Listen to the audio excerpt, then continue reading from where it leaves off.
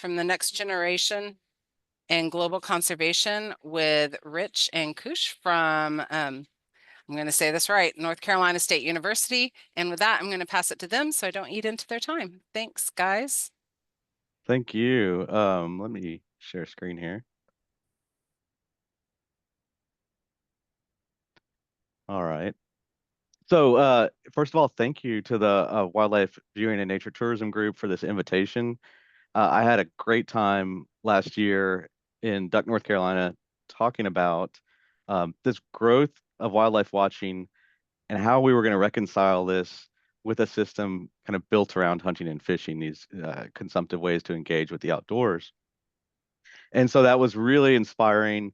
Um, I primarily study the relationship between hunting, society, and conservation at NC State as a budding conservation social scientist. But as a hunter, just to give you a little positionality, I do enjoy hunting. I see the writing on the wall in terms of our participation numbers. It's something I'm working on, but I also realize that we have to welcome wildlife watching into the fold and into this model system and diversify funding to change with the times, and that we need to find a way to harmonize, all of these great ways to engage with the outdoors. So that's what I'm gonna talk about a little bit today. I first want to introduce Kush Meshram, who's also in the Larson Lab group at NC State, and let him tell you a little bit about what he does before I hop in. Thanks, Rich. Thank you, everyone, for joining. I am Kushagra Meshram. I am a wildlife biologist by training from the Wildlife Institute of India. And currently, I am a PhD student at the Larson Lab, where I'm looking at the impacts, the benefits, the advantages, and disadvantages of tourism, especially in national parks, especially in India and across the globe. Now, I think, Rich, you can take over from here. Sure. All right, just in terms of an agenda, I want to uh, broadly discuss this shift from consumptive to non-consumptive recreation. And I realized when I titled this, I was like, shift sounds kind of scary, especially when I think about this as a hunter. We're not shifting away from anybody. It's about shifting our attention to this growing group, who they are, and how we can meet their needs. So it's about making a bigger tent. It's not about leaving any group behind. I want to be clear about that. And what we plan to do is talk about 3 case studies, basically a snapshot of where we are nationally with wildlife watching in light of the 2022 National Survey and some of the work from Ashley Dayer's group, and then talk about college students as a window into the future and a possible audience for engagement around wildlife watching and nature tourism. And then finally, Kush is going to talk to you a little bit about his case study looking at India, who's made this transition from a consumptive to a non-consumptive uh, relationship with wildlife and how they've managed that, what some of the possible benefits and costs are that came with that, to give you some kind of seeds to plant some thoughts for discussion following. Um, we will have time for some interactive elements and a little bit of discussion at the end. And so I'm excited about that because Kush and I, so I'm a postdoc. Kush is a graduate student at NC State, pursuing his PhD. We're both as eager to learn from you as we are to talk to you. Uh, Wildlife watching is something that should be on everybody's radar. So why this topic now?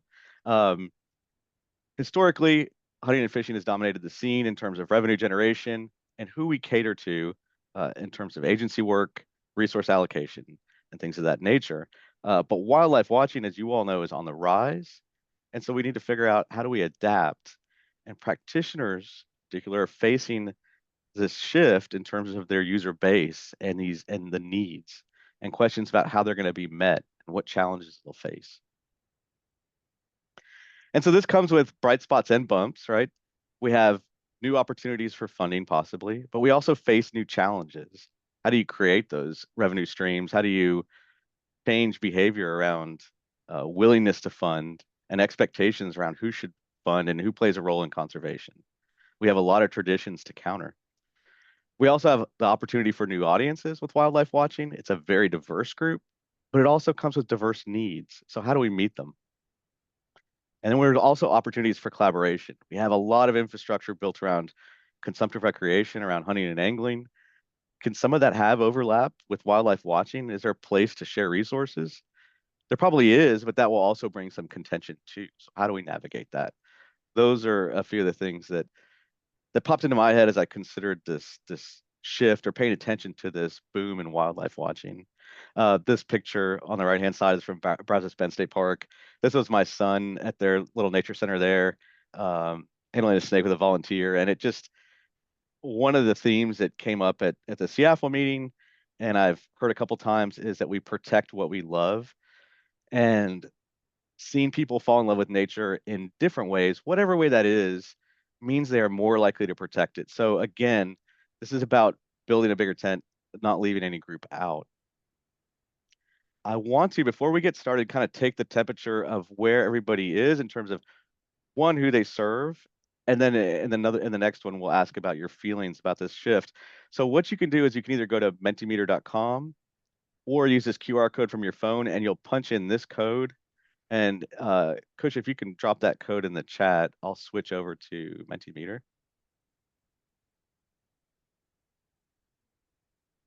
And what this should do is populate as you all respond. I want to get a sense within the audience of who you currently serve most.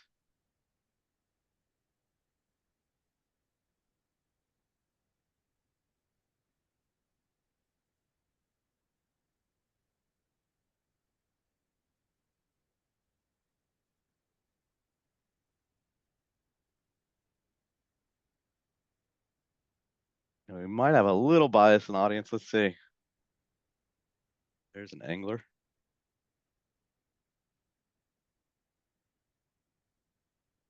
All right, well, so we have a number of hunters and a number of wildlife watchers, which is great, and equally, these are the groups that I think we're all kind of concerned with as we think about navigating user groups and the way that people most predominantly relate to wildlife. Equally mixed. Okay. I'm going to stop this one here for the sake of time, but we basically have a pretty good distribution of hunters and wildlife watchers. My angler's popping back in. All right. So one more. This one should be a little more interesting. Feelings about the shift. So in a few words or feelings that I'm gonna ask you to kind of punch in some feelings that come to mind when you think about this shift to accommodate this growing non-consumptive audience. Let's see, this should work here. We'll see a word cloud pop up as you type in your feelings. You know, is it apprehension? Is it excitement? Is there concern? I don't want to put any more words in your mouth, but I'm just curious what comes to mind.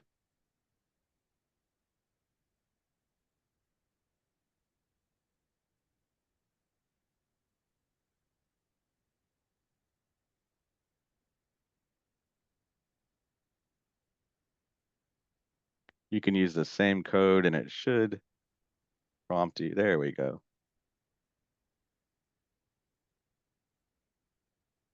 Oh, loss. I feel that one.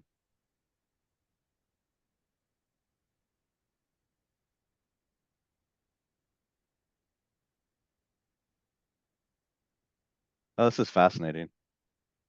About time. I love it. I like that you guys are being very vulnerable here. Unclear. We've never tried this. We're kind of in uncharted territory.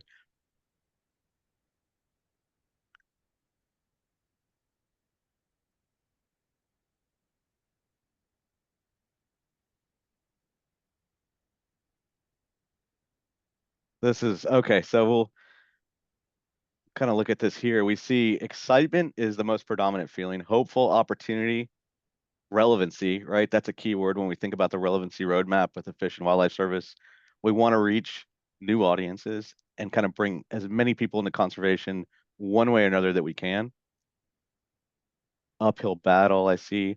That loss, I saw that somewhere. That's when I feel a lot is that there's a feeling of the resource scarcity of like, well, if we dedicate something to wildlife watching, we're going to lose out. And I've had many moments hunting on the game lands where, you know, a cross country team comes running through and I'm like, I have to remind myself that this is a shared resource, and it's tough. It is scary when you have a lot of resources dedicate you, and there's a notion that you might have to yield in some way. It's a pretty intimidating thought. But I hope this is as enlightening to you all as it is to me. Um, there's like excitement, opportunity, a little bit of apprehension, especially from those who are probably more traditionalist. All right. So that gives me a good sense of kind of where everybody's at and what you all are feeling. I want to start again with this case study, just talking about this national boom in wildlife watching. We're seeing both a rise, not just in participation, but in diversification of how, where, and why people engage in wildlife watching. And it's important to consider that these users differ from traditional users. So do our the ways that we plan for future engagement have to change with that to meet those needs.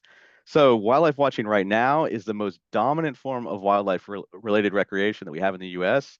To put that in perspective, we can compare it to hunting and fishing. And here we can see that hunting has been relatively stable in terms of license sales. Per capita, it's in decline. Fishing, also relatively stable. But wildlife watching has just exponentially taken off starting around 2011.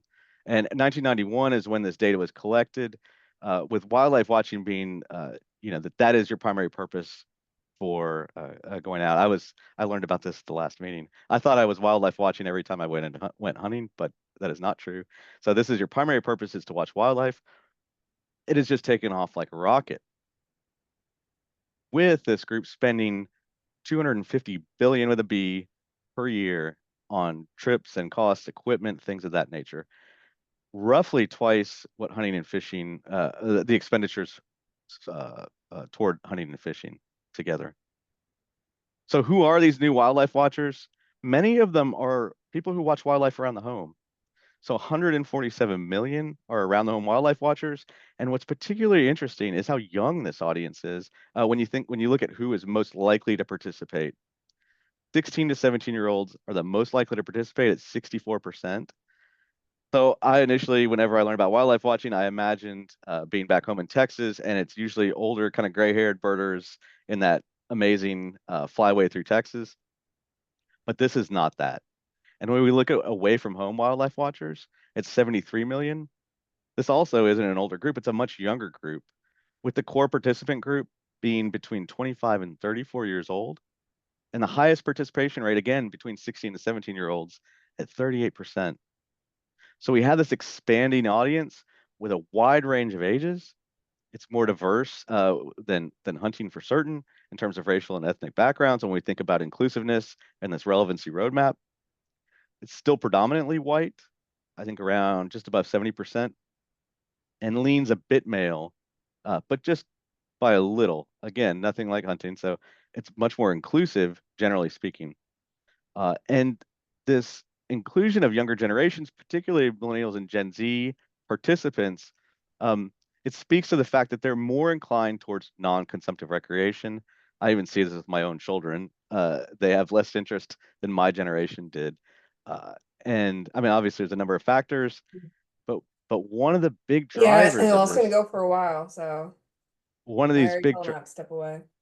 one of the big drivers of this is a shift in people's wildlife value orientations. And this is a concept developed by Michael Manfredo's group at Colorado State. And it really has kind of two components or two orientations. One is mutualism, that wildlife have intrinsic value, regardless of humans, and that they're equal partners in the environment. And on the other hand, we have utilitarianism, which is the belief that wildlife are here for our benefit. And these are obviously two extremes. Uh, if you look at a bivariate plot where we have a high utilitarianism, a high belief in utilitarianism, and a high belief in mutualism, together makes a pluralism, and that's often been compared to like a Native American belief that you can both live in harmony and consume wildlife and have this mutual respect. Whereas like mutualism is more of this kinship feeling. Utilitarianism would be more like maybe a farmer sees livestock as a benefit to them, as a resource purely. And then the extreme of not feeling any of these ways is a distanced group which is also concerning. These are people that may not feel any connection to wildlife. But mutualism is on the rise globally and nationally in terms of wildlife value orientation. This has been demonstrated in another number of studies. While utilitarianism is on the decline, and this is typically where you'd find your hunters and anglers. And mutualism is typically the kind of underlying value orientation of wildlife watchers and admirers of nature. So, where does this boom leave us, right? We now know that we're kind of like, this is driven by these value orientations, and that this population is growing. They're spending a ton of money. They're diverse, but we're still left with funding gaps. We've kind of built a system based on license sales that limits our flexibility. Like, how do you capitalize on this? Funding models, mainly for hunting and anglers, restrict this flexibility for wildlife viewing and non-consumptive recreation. Different states are trying different things. I know in North Carolina now we have a conservation permit you can buy to utilize public game lands. And that's fascinating to me. These are the game lands that I hunt, and I typically see people walking dogs. It's right by a lake that anybody can go to, but people often hike back into the game lands. It's beautiful back there. How do you change behavior around that, right? They're going to say, I've been doing this for 20 years and you want me to buy a $30-something permit. And then how do you enforce that? There are many, many issues that stem from this license-based model. So those deserve a lot of consideration.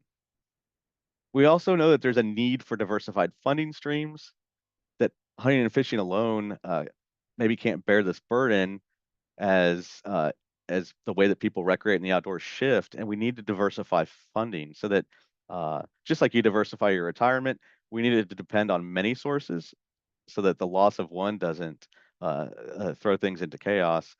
So if we can engage wildlife watchers as part of this conservation model, it will make it more sustainable long term and reach a broader base. We have to be cautious of norms that can lock us into a mental loop. This study by Grooms with the Dare Group or the Dare Lab showed that 40% of non-consumptive users express willingness to contribute versus 80% of consumptive users when it comes to a user pay model. And I don't think this is when I talk to my hunting buddies, there is this narrative that we are the ones that fund conservation. But if hunting was free up until now, and then you hit us with a license, it'd say, why are you asking me to pay for it? It's just that we are, this is my opinion, we're born into this model and we accept it and we celebrate it. And that's good. I'm behind that. But also it's all we know. And for non-consumptive users like those dog walkers on the game land, they expect it to be there. They don't know how it got there or who pays for it, but they're happy to use it. And I think this heritage discourse around like the North American model and hunters and anglers funding conservation can actually repel diverse audiences because they may not relate to it. And most people, honestly, if I asked my neighbor who funds conservation, they wouldn't even say hunters. They don't know. A lot of this is at the agency level too, that and the research level, we all kind of buy into these narratives, and we need to stop and think about what that does and how we might change that to make the storytelling around conservation and who's responsible for stewardship more inclusive, that we can all bear this burden. So this presents challenges for these agencies. One of the biggest ones is that non-consumptive users are generally less familiar with their agencies and their roles. So as a hunter, I'm going to take a hunter safety class. I'm going to meet representatives from the agency. I'm going to buy a license. I'm going to interact with the app on my phone, my Carolina Go Outdoors app. I'm going to be familiar with, where the game lands are based on that app. All of these resources. I'm going to be aware of notifications. I'm getting emails, all of these things, right? So I'm very familiar with our agency, or at least more familiar than most people. That's something to consider. There's also a lack of awareness with engagement opportunities. People who are supporters don't even know how to engage, even though they might be motivated. And this was an interesting quote from Kelsey Jennings. One of the participants in the study said, I'm motivated. I just have to figure out how to find out what's going on. So you've got the want there, you've got the need there, and you have to figure out how to connect. So it's there for the taking. It's just a matter of how do you engage. We also know that sense of belonging matters a lot.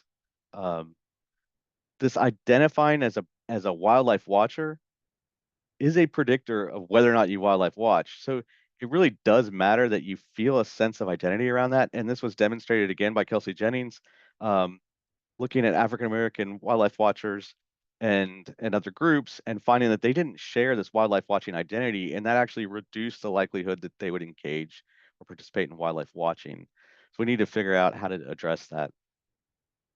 And then we also have to deal with user group conflicts, potential clashes based on wildlife value orientations, how we view our relationship to wildlife, and also user groups, hunters, anglers, and wildlife watchers, birders, all sharing the space. How do we navigate that? And how do we actually value and celebrate one another as part of this conservation story? These challenges present implications for us and for agencies in particular. One is the need to invest in infrastructure. This was discussed at the last meeting by other presenters, this need to improve access and viewing opportunities, trails, ADA compliant areas, with the notion that if you build it, they will come, that this desire is out there. We saw it in the graph, we see it in these interview responses from these studies, that there's this latent desire to wildlife watch. And if there's infrastructure present, it will attract these users. We need to consider how we can coordinate across programs. There's already a lot of R3 infrastructure in place. It's well funded. Can we integrate wildlife viewing and broader into these programs to create a broader conservation effort, maybe a more holistic approach to conservation?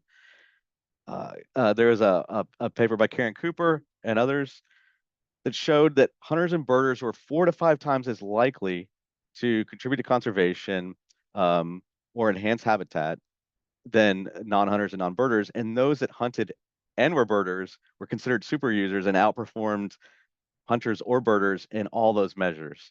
So it's very interesting. We maybe need to stop thinking of them as kind of exclusive tracks, but maybe approach creating opportunities to engage in both. We need to think about how to engage non-consumptive users and support that sense of identity. So increased visibility and outreach to wildlife watchers to create a cohesiveness. We need to create that sense of community, of belonging. And we found, I can tell you from the hunting world, with R3, one of the projects that I was working on this last couple of years was looking at the Black American experience of hunting and running some R3 programming at historically Black colleges and universities in the Southeast. And we found that representation in the leadership mattered a bunch in terms of that sense of belonging and identifying as a hunter. If we had, in one case, we had a game warden, African American game warden from the agency come out and run the workshop. And some of the students said, when I got off the bus and I saw that this guy looked like me, I felt like it was my uncle showing me how to shoot and teaching me this. Like, come on, get over here. Let me show you how to do this. And they immediately felt more at ease and more like they belonged. And so we need to think about representation as we court new audiences, incorporating that into programming. And then to communicate the funding impact, to celebrate the wins. Most people don't know what's being accomplished with these conservation dollars. So we need to figure out how to show that multiple types of recreation can support the conservation, and to make the value and the benefits of these contributions clear to all recreationists. It is obvious to me when I see how much public land we have in Carolina available to me as a hunter. I can see the benefit. But if you don't know these, you don't know what you don't know. If you don't know these things exist, you're less likely to want to contribute. All right, I'm going to shift gears a bit into college students. This is a population that we work with a lot in the Larson Lab group. This is a class I was teaching. We went out to do invasive removal. This was stilt grass. If you know it, you know the pain. But it was really great because bringing these college students out, I'm always reminded of how that excitement is contagious. When you're excited about something, they're excited about it too. When we do the R3 programs, I do a lot of R3 work focused on college students. The clubs that we work with who do the teaching love the students because they are great learners. They're used to learning, they're used to taking instruction, and it's a great relationship. But you may be asking why college students? One, they represent a window into the future. There are future leaders, our future stakeholders, future voters. They're a preview also into the next generation of recreationists in the outdoors, right? They'll tell us what's going to happen. And they're in the stage of emerging adulthood where they're forming the sense of self. They might be pushing back on the beliefs they were kind of had taken from their family and thinking about who they are in the world. So this is the kind of time when they're willing to try new things and forming this sense of self. And so if we're going to make change, this is a really good place to start.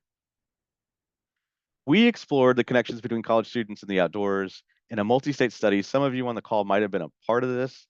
This took place across 22 land-grant universities across 22 states over 2 years, and we received over 17,000 surveys. So this is a really fun data set to work with. The first question I asked was, how do college students engage in the outdoors, just generically? And fishing was the winner. Everybody loves to fish. That's kind of undeniable. Interestingly, wildlife watching, hunting, and birding picked up the last 3 spots here. But you can think about this time in your life. If you're 20 years old, you probably want to be doing something action-oriented, adventure-oriented in the outdoors. And as this population, one either finishes college and has a little bit of money, or get older, they might start to do more wildlife watching and hunting. But what's interesting is when we think about expenditures and possible conservation dollars, these 2 groups that are among the smallest are the biggest contributors. I mean, along with fishing, but if we're doing R3 for hunting, should we also be promoting wildlife watching here to boost these numbers? It's something to think about. I look at this as seeing like a lot of room for growth and potential here in this graph, rather than being discouraged that these numbers are low. But it does beg the question, what can we do to boost this? I was really curious about looking at consumptive and non-consumptive groups among college students, which is very hard to do because this survey was not set up to do this specifically. So I had to create two exclusive groups of those who were just consumptive. They either hunted and or fished, but had never wildlife watched and never birded. And then on the other hand, I had non-consumptive users that had wildlife watched or birded, but had never picked up a fishing pole or hunted. And so I ended up with 2 very lopsided groups because of fishing. But still, I couldn't help but explore these. Now, I mean, we still had 595 students in our small group. So I felt like it was worth chasing, and I want to share with you what I found. There were pronounced demographic differences. When we look at the consumptive group, it's predominantly white. It's much more diverse when we look at the non-consumptive group. When we look at gender, this is about half male in the consumptive group, predominantly female in the non-consumptive group. The childhood location is relatively similar. These are land-grant schools, so they'll tend to draw a rural crowd. College major, not particularly different. But I want you to consider just how different these demographics are, because it seems not to matter when we look at wildlife value orientation. When we look at consumptive versus non-consumptive groups, and we look at utilitarian wildlife value orientation, again, this is that belief that animals are exist for the benefit of humans in the strictest sense. We can see that both groups are pretty cool on this. Even the consumptive group, which would have your hunters, is neutral. When we look at mutualistic wildlife value orientation, this notion that wildlife has intrinsic value and that we're in a partnership with wildlife, you can see that both groups see that favorably. They're in agreement.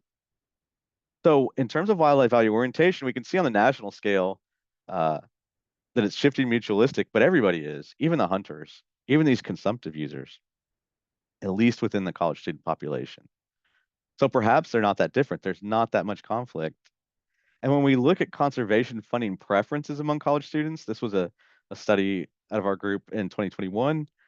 College students favored a number of ways to fund conservation. They were incredibly open-minded, with resource extraction topping the list, but they still want hunting and fishing to be part of the funding structure, in addition to many other methods, right? Everything from state lottery to sales tax, state and local bonds.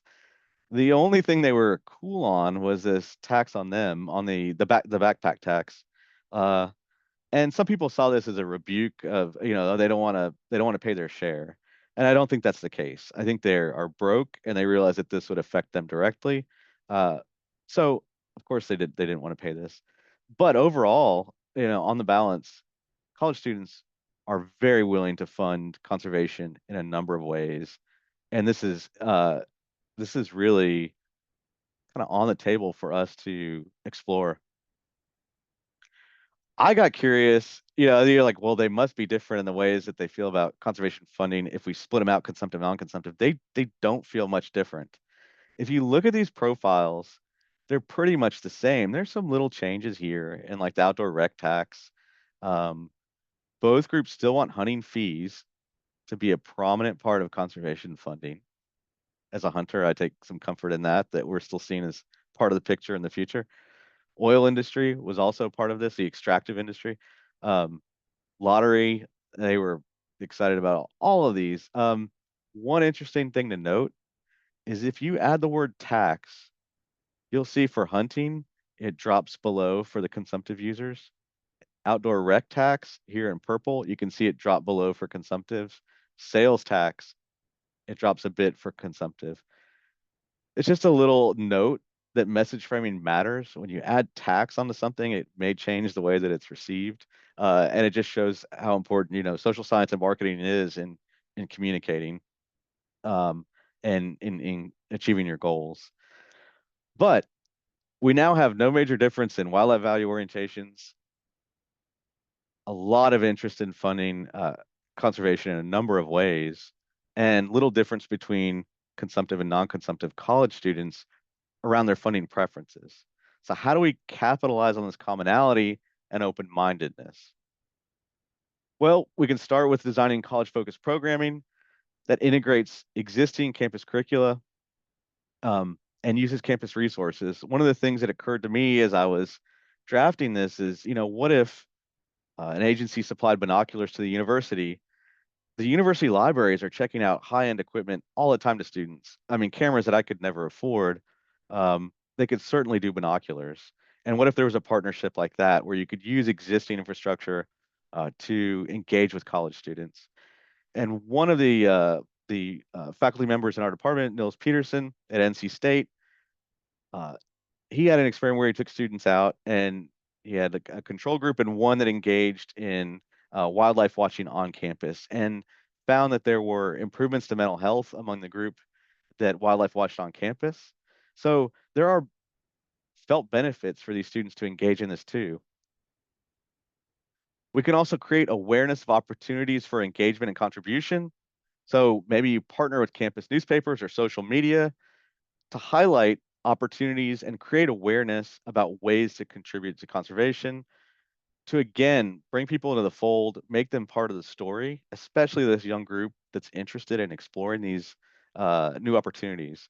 And then we can challenge these norms around stewardship narratives through this social media campaign.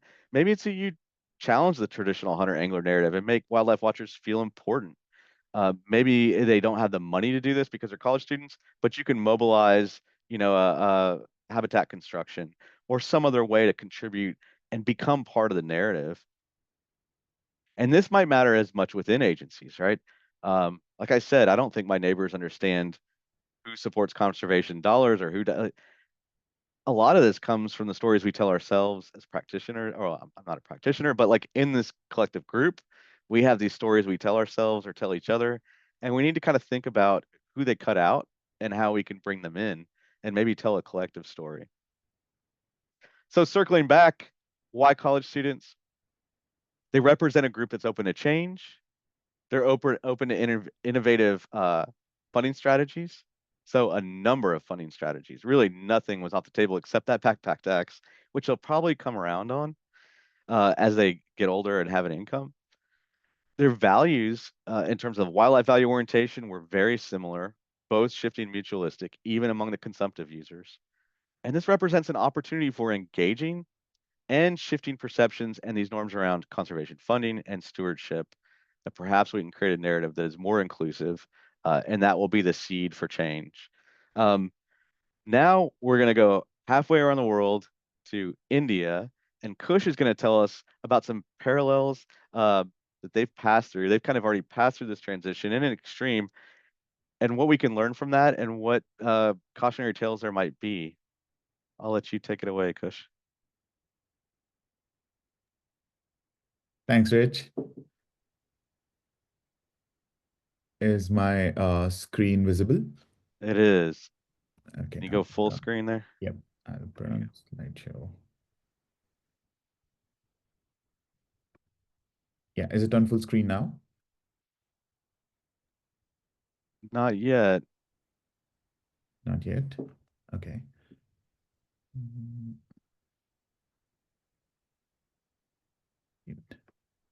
Let me try to do it. Sure. Yeah.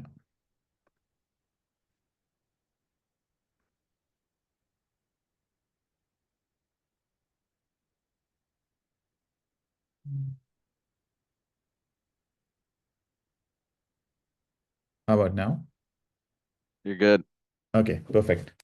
Thank you, Rich. Thank you for taking us to the journey and the contemporary issues about consumptive and non-consumptive recreation in the US, especially with regards to how demographically it happens, how college students are taking part in these activities. But let me take you all to India, where certain sort of recreation activities, especially around biodiversity, has happened over centuries, and and Indian biodiversity has captured the imagination of people from across the globe through in centuries, starting from the Mughal who used the biodiversity of India as a subject of domination on the people, to the British who continued this legacy of hunting in one way or the other.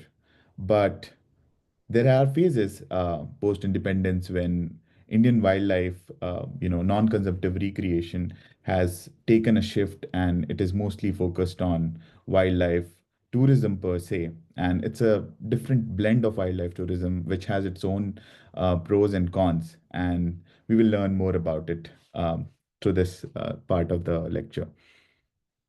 Now, coming on to this graph, and it might look a bit complicated, but what I'm trying to convey through this graph is that how the breakthrough in Indian conservation has happened. So 100 years after the Yellowstone National Park was formed in 1872, in 1972 we had our first statutory law which created or facilitated the creation of national parks and tiger reserves in India. In 1972, six or seven tiger reserves were formed. And throughout these years, throughout the last 50 years, today we have around 70 tiger reserves in India. And we have a different categorization of protected areas where we have tiger reserves for the protection of tigers, where we have national parks for the larger protection of biodiversity. We have elephant reserves, particularly for the protection of elephants. And now we have also started creating wolf reserves, particularly for the protection of each individual species. And we have a range of national parks and different kind of reserves, starting from say 1,000 square kilometers to even up to 4,000 square kilometers. But more importantly, these national parks, these protected areas have led or have give rise to a new form of recreation, and that recreation is tourism, which is the main highlight of India today. People from across the world, they come to India, especially to see the biodiverse treasure that we have in these national parks and tiger reserves. So much so that in the last decade or so, we have had around 400% increase in the number of tourists that have visited just to see the tigers. And this has resulted in a growth of from 37.5 million in 2014 to almost 110 million in 2023. And the World Bank projects that this is supposed to grow as one of the fastest growing service sector industry in India, with a compound annual growth rate of 10%. Just showing like how much non-consumptive recreation is taking a boom even in India. And not just through tourism, not just that people come and see and revenue is generated. These tiger reserves, these national parks, they have a lot of other ecosystem services that they provide. Starting from gene pool protection to provisioning of water, carbon sequestration, soil and nutrient cycling, and recreation and tourism per se. I would take, because we have to take all these wildlife and nature evaluations with a pinch of salt. So all these numbers, they are not, I would say, like accurate, but approx, within a range of certain plus and minuses. This study is conducted by Indian Institute of Forest Management, which is an institute that basically looks at resource valuation of natural resources, and in consultation with the Wildlife Institute of India.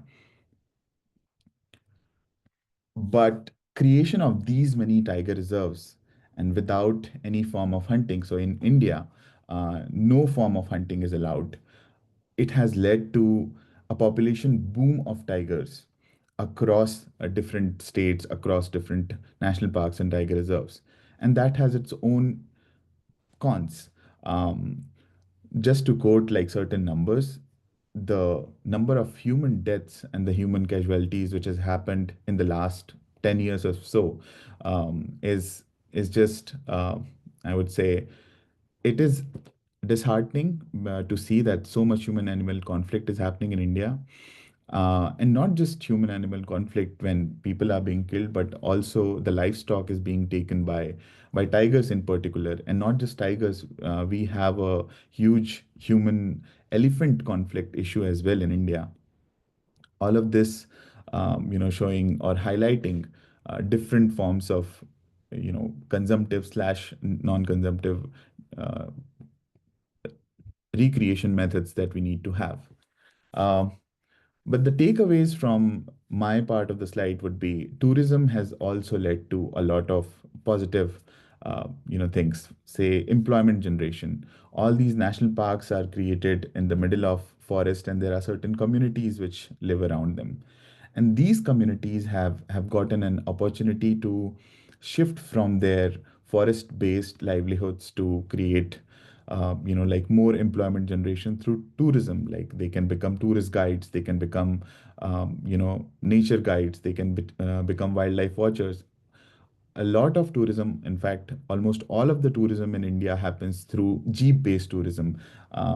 In almost all of the national parks and tiger reserves, because of the presence of predators, it is almost impossible to navigate these national parks through, like on foot, as you have in the US. So our mode of, viewing wildlife is through jeep-based tourism. And these communities who live in the peripheries of protected areas, they get employment by becoming drivers and nature guides. A lot of the money that has been generated through tourism is being used to fund educational infrastructure. I want you all to I want to give an example of the Kanha Tiger Reserves, wherein from which region the whole Jungle Book and Mowgli has been inspired. There's a school in Kanha National Park in the central Indian landscape, wherein the whole school provides education for the communities, for the children who live, and the funding of the school comes from majoritarily from the national park and partly from the tourist resorts which operate in that national park. But more importantly, it is important to understand that without capacity building of people, especially youth, and providing education, it will be very difficult to have this kind of coexistence where tourism and biodiversity can coexist together in this kind of landscape. And from here, I would give it over to Rich. Yeah.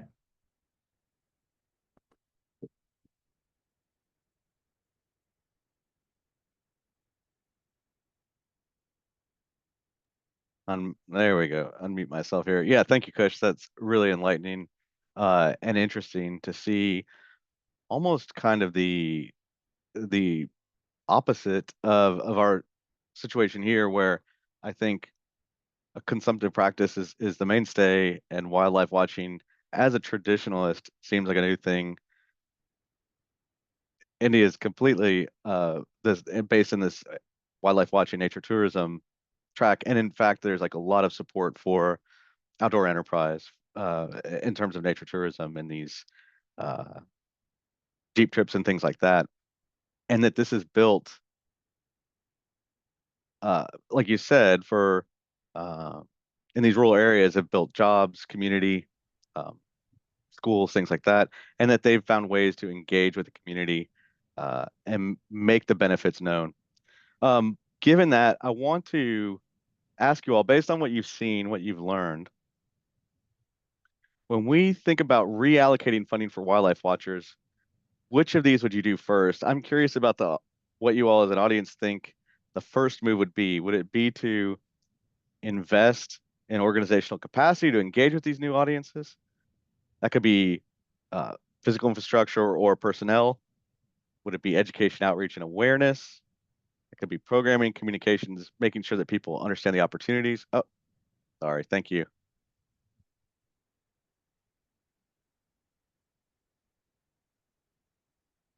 There we go. It'll take just a second here. Thanks for letting me know. Or would it be research support to understand who these users are, what their motivations might be, maybe to lobby for innovative funding policies? Is that the first move? Try to get the revenue and then make some moves? Or would you want to support industry, like private industry centered around wildlife watching, nature tourism, from offering training, or maybe even collaborating between like a public-private partnership? And this is, I mean, this is a fun exercise, one, because I want to learn, but I want you all to learn from each other what you think collectively. Shelley playing, I want it all. Of course. Of course. I want to give it to you. Wow. Okay, so it looks like the majority say invest in organizational capacity. And that makes absolute sense. And I also realize too, I want to just like preface things here a little bit. It's easy to come in with these talking points and say, you should do X, Y, and Z. Well, agency practitioners are being stretched thin, and in the background, there are many, many things going on, many pressure points and stresses, and so, uh, I think I just want you all to know that we're aware of that. But I couldn't help but wonder what that first move would be, and yeah, I could see there were comments popping up about how critical this investment organizational capacity is, and that looks like the clear winner. How do you invest without revenue? That's a good point. Yep. Oh, there's a lot to, okay. There will be a chance to talk about these things. I think I'm giving us enough time here. All right, I'm gonna hop out of Menti. All right, this is a chance to kind of voice what you're talking about. And we have a lot of participants. I'm gonna maybe ask for some help moderating here. Given current issues, we need, okay, there's a lot of, oh, I wish we had another hour just for discussion. So if anybody's willing to share, comfortable to share your agency's experience with this shift in participation trends, and what, if anything, you're doing in response. Does anybody want to share out? Trying to figure out how we can see hands. If you want to raise a hand, we can.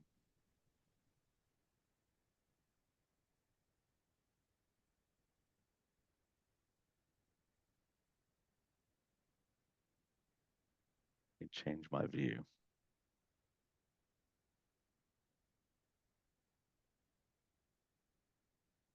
Any takers?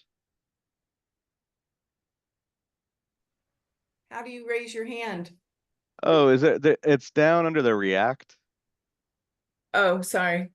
But you could go ahead if you're if you're one of the volunteers. Okay. Yeah. Do you want to tell Sorry. us about your experience with this boom in wildlife watching and how your agency is dealing with it?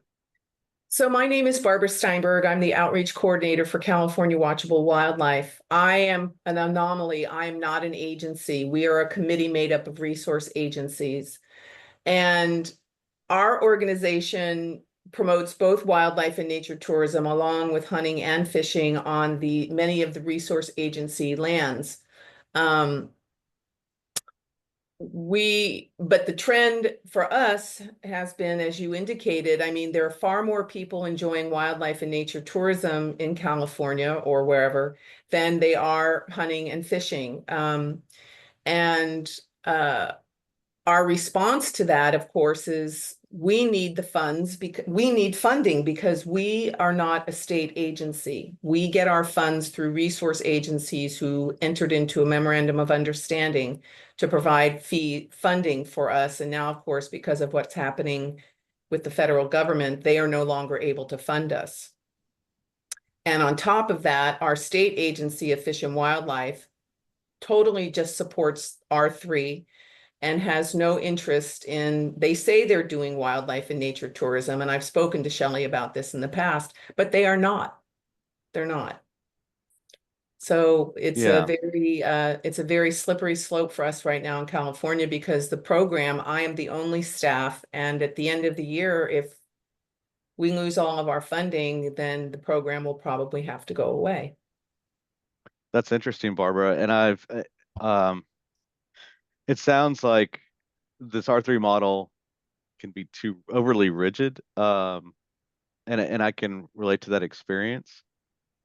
And I think as a hunter and somebody who studies R3, seeing the decline of hunting, I have concerns too of overplaying our hand in the sense that hunters are declining, and we may not have a seat at the table if we don't partner and kind of form coalitions and build bridges. That's just my personal sentiment, is that we need to be reaching out and finding ways to collaborate because our numbers are hurting, and things are shifting under us. Does anybody, I think we have time for like one more comment before we do some questions at the end, do a little recap and some questions. Does anybody else want to share out? Sure, I Yeah, put it in the Shelley. chat. Oh, sure. But I do think there is a space for wildlife viewing in R3 plans, and Virginia did it right out of the gate 5 or 6 years ago. They added it initially as one of their pillars.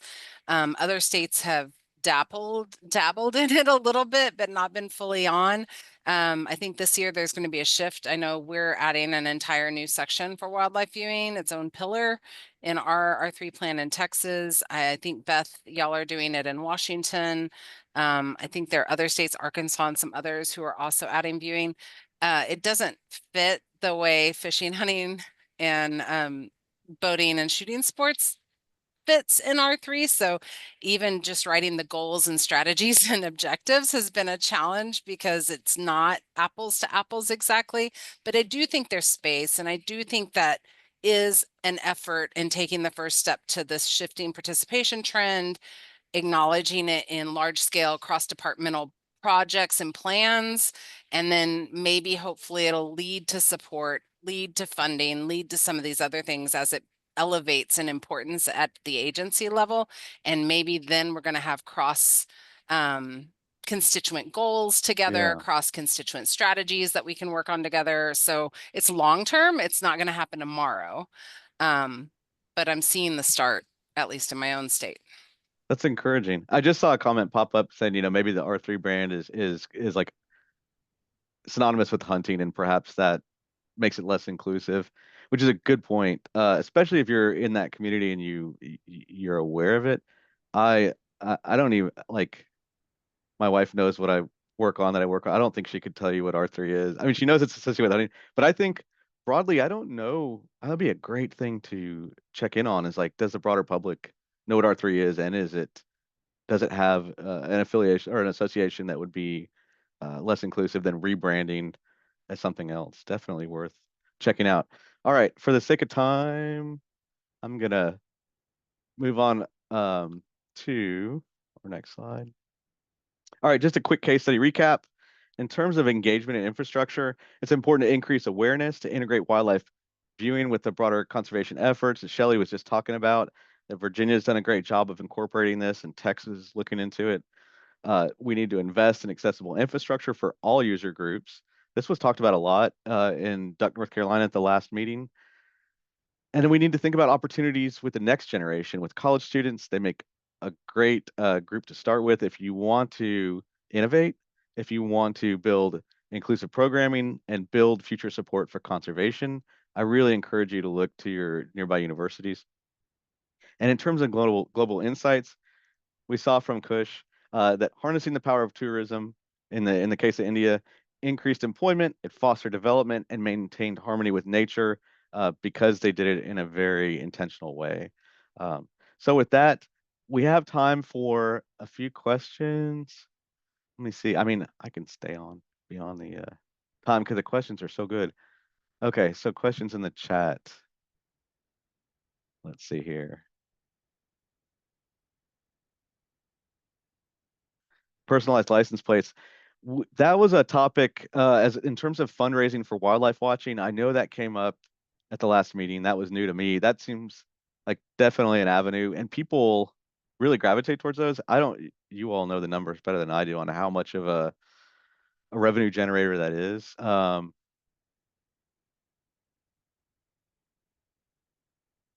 Somebody, oh, this was Barbara. I don't believe, based on my years of involvement, that most avid wildlife and nature tourists wouldn't be open to funding conservation. Legislation was passed for the funding mechanism in California for hunting and angling to fund programs. California Watchable Wildlife has limited funding, but we do support and promote fishing and hunting. Yeah, Barbara, I think that, oh man, I wish for a relationship like that because it sounds like you have the potential for crossover, and it's just a matter of that the funding mechanisms not aligning with the vision. So yes, what is R3 program? Yeah, which is the recruitment. Sorry, I should have clarified my acronyms. Recruitment, retention, and reactivation of lapsed hunters is the most common connotation. It's also applied to fishing in some cases, and I think there's this notion that we could recruit new wildlife watchers and kind of roll it into this similar um, programming because a lot of the programming, I feel like some of it, especially like when it's around particular groups, a lot of the framework can be repurposed. And I think there are a lot of practitioners at agencies that are already well skilled in these methods of engagement. It would just be kind of a change around the content. All right, let me take may turn in a generational shift. Let me find one more good one here. Let's see. I'm curious.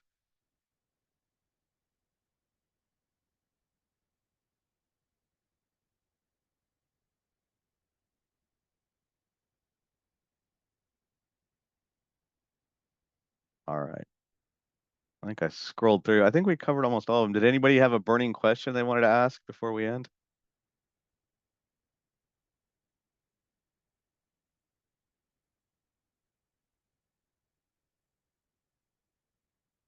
I did want to make a pitch for Virginia. Oh, look at that. Shelley Plantis. If you look to the state of Virginia or Virginia Tech, they've published toolkits and guides, recommendations for agencies on how to do a lot of what I talked about today. They're really leading the field in that realm. And so I see Emily Sincular on here. But the Dare Group has kind of led the way and has been very innovative in that realm. So I would say start there first if you want more details and more action items based on the things that I talked about today. Oh, look at that. Toolkit website is in the chat. But with that, thank you all for attending. Thanks for keeping an open mind and thinking about how we can merge these two worlds and not let anybody, not cut anybody out. I think there's room for everybody. We just have to figure out how to make everybody feel valued in this narrative and story around conservation and everybody to feel valued and engaged. So thank you guys. Thank you, everyone. Thanks for joining us. I appreciate it. And I will send out a link to the recording later this week. Thanks, Rish and Kush. Yeah. Oh, I see that somebody said we need more discussion at the academy. That I wish we were in Seattle right now.